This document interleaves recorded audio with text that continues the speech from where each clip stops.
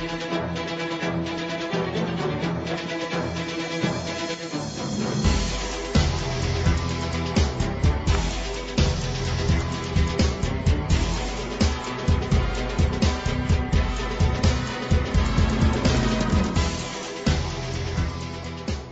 to the Maxx Sports Entertainment Show on the Grueling Truth Sports Network. The Maxx Entertainment Show is brought to you by Replenishing Care Technologies.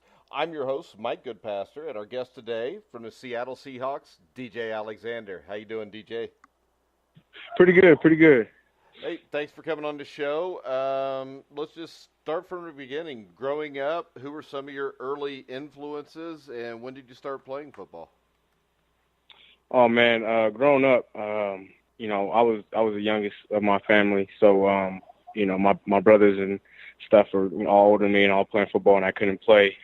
So my hunger from the game started from watching them and not being able to play, and then just growing up, seeing guys like Ray Lewis and I played with Derek Johnson up in Kansas City, and now Bobby Wagner and KJ.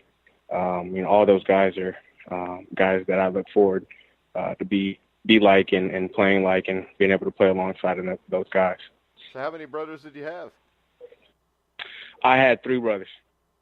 All right, so was it competitive with them growing up, or were you younger than them, or? It was competitive for a little while they were still playing, and they got into high school and they stopped playing. I was the only one that really continued to play all through middle school, high school, and through college, and now here. So, but watching those guys, they kind of set the footsteps. It was competitive. And we always used to compete with each other and try to race each other all the time and whatnot. So, yeah. All right, so tell us a little bit about your high school career. High school, it was, down in Palm Desert High School. It was lovely, nice and hot, a little too hot at times. But, I wasn't really sure if I wanted to play when I got to high school. And then my dad and I talked with the high school coach there, and he kind of talked me into playing, and I just took off from there. Played all 4 years of high school, and then my senior year had a bunch of different teams college teams looking at me to go to college, and it wasn't that great academically wise. I was actually my junior year, I wasn't even on course to graduate, so I ended up having to take a bunch of classes my senior year just to graduate and then clear to get to college. But I made it happen. I went up to Oregon State and played all 4 years there, and then got drafted, obviously, in the 5th round of KC and played there for 2 years. Went to the Pro Bowl my second year, then got traded my 3rd year to Seattle, and I couldn't be happier with the place I'm at now.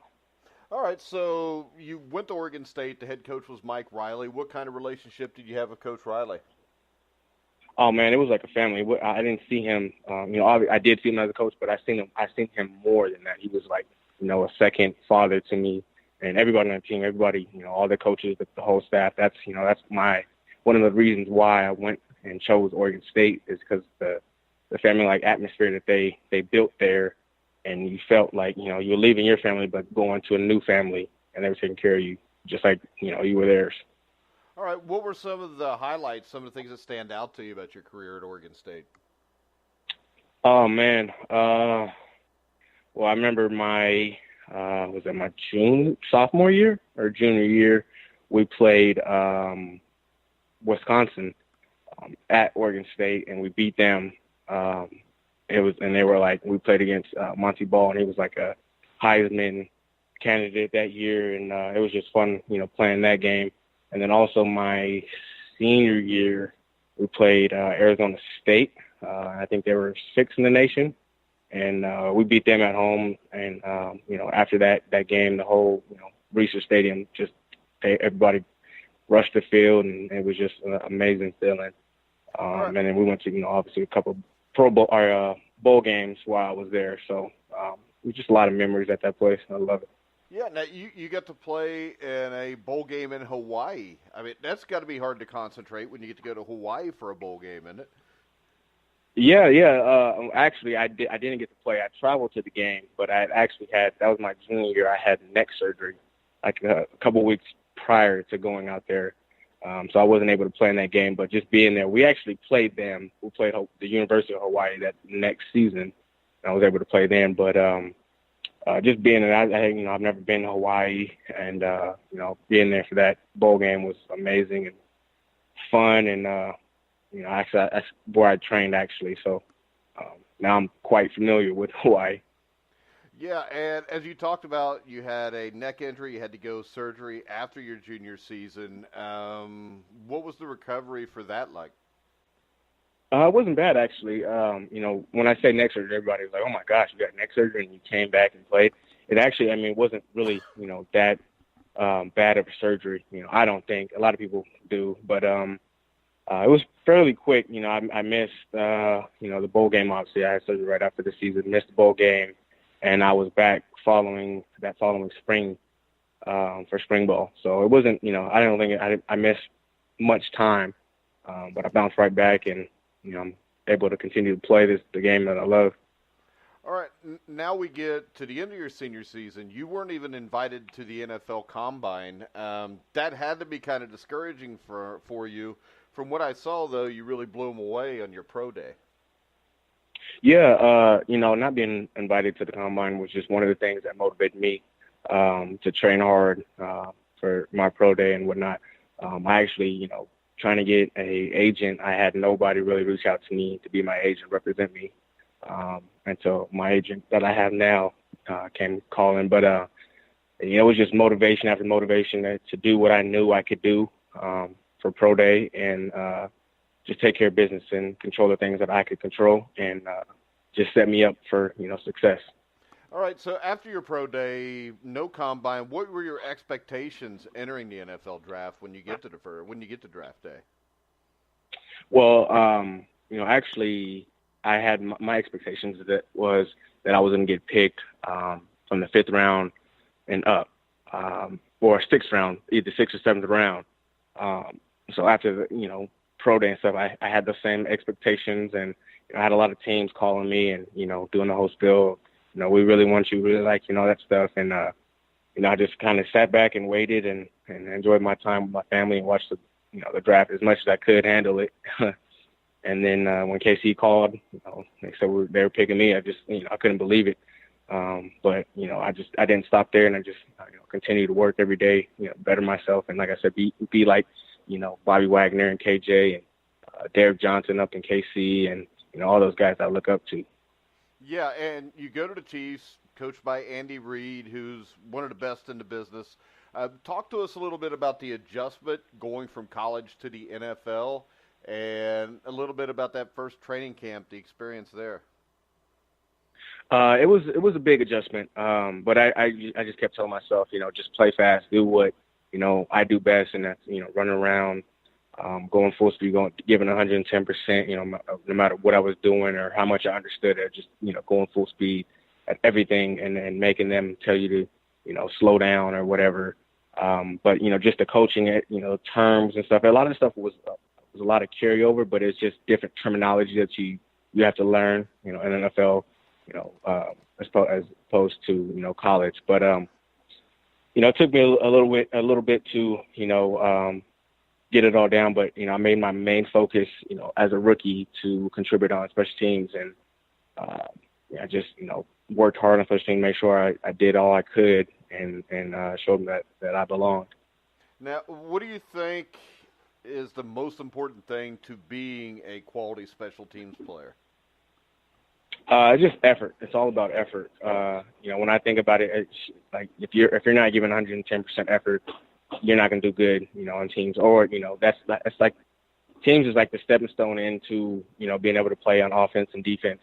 You got to take those steps, and you got to show that you're committed to doing whatever you can to better the team. So, that was my attitude going into it as a rookie, was to just show them that I was committed to, making the team better and contributing any way I could.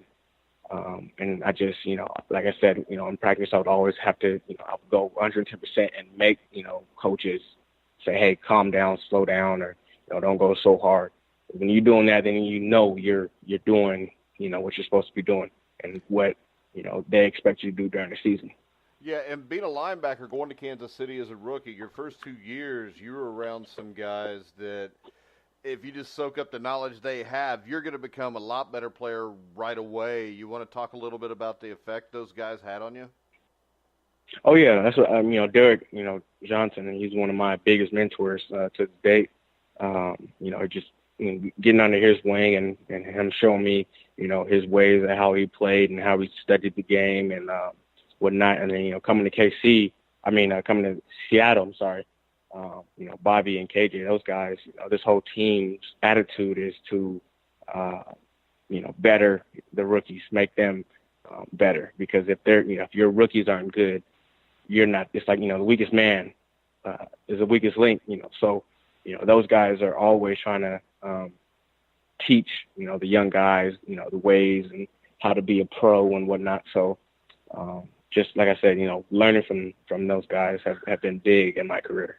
Yeah, and you go from being a fifth-round draft choice in 2015 to playing in the 2016 Pro Bowl. You want to talk a little bit about that experience and what it was like when you were first notified that you were going to be on the Pro Bowl team? Oh, man. So it was actually a scary moment when I got notified that I was on the Pro Bowl because we had just played Tennessee, and Derek Johnson had went down that game prior with his Achilles, and I ended up having to start. And it wasn't, my best game at all. And then that next week, that Monday, I get a call from our GM, John Dorsey, and I'm like, oh my gosh, like I didn't think I played that bad. And, he said, hey, I just want to let you know that you're on the ballot for the Pro Bowl. And I was like, So oh you my thought gosh. you might have been Like, getting cut, and instead you're on the Pro Bowl. Yeah. Yeah. So talk about, going from low to high and all that stuff. It was just crazy. But when they called, the Pro Bowl called and said, hey, you're going, you made it in or whatever, then that was like not a dream come true, but that was just, a huge accomplishment that, a lot of guys can't say that they have done. And, becoming, going from a guy that didn't get invited to the combine, going from a guy that didn't really have agents, calling, reaching out to want to represent, and having people say, hey, he has neck problems, he's not durable or whatever, to being, in the Pro Bowl your second year, it made me even more humble and understand that the hard work does pay off. And, you just got to keep working no matter, what obstacles you have to overcome. You just got to keep working and just know that it's all going to work out.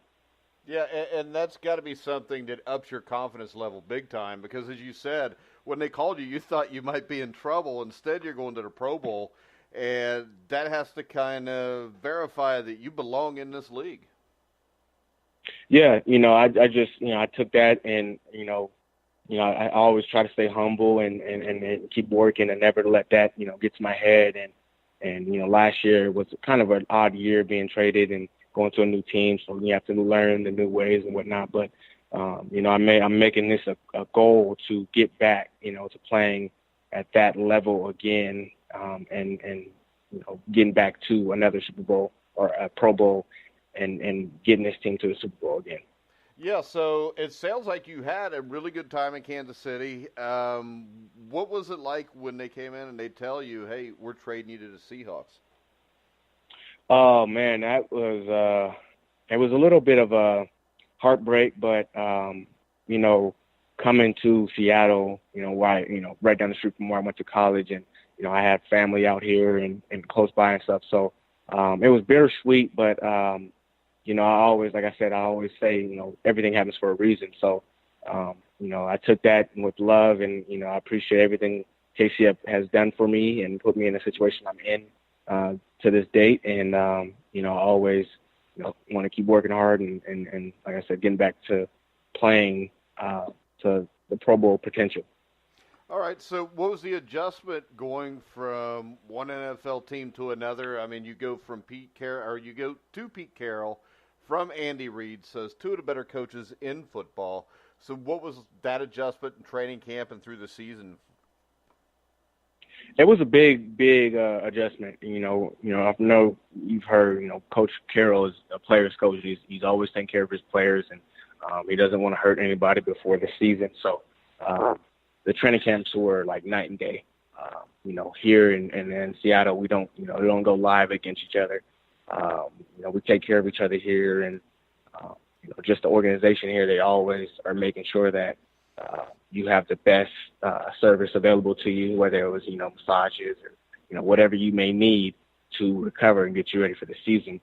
So it's just been a great change coming here. And like I said, everything happened, for a reason, and I can't be happier with coming to Seattle.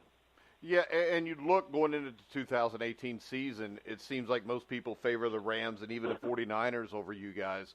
There's been a lot of turnover on the roster with Seattle. What are your expectations for the season coming up? I got a lot of trust in Coach Carroll. He's doing things to better the team. So I have a lot of trust in him, and I'm actually really excited to see what we do this year. And, as a defense, I think, we're working really hard and getting to know each other. And on offense, I know those guys are working hard and we're always competing here. So, I'm really looking forward to the challenge this year. All right. I don't want to keep you too long. I know you got stuff to do on a Friday afternoon, but I really want to tell you I appreciate you coming in, DJ. Maybe we can have you on later on during the season or after the season, and we wish you nothing but the best with the Seahawks this year. Well, thank you. I really appreciate it.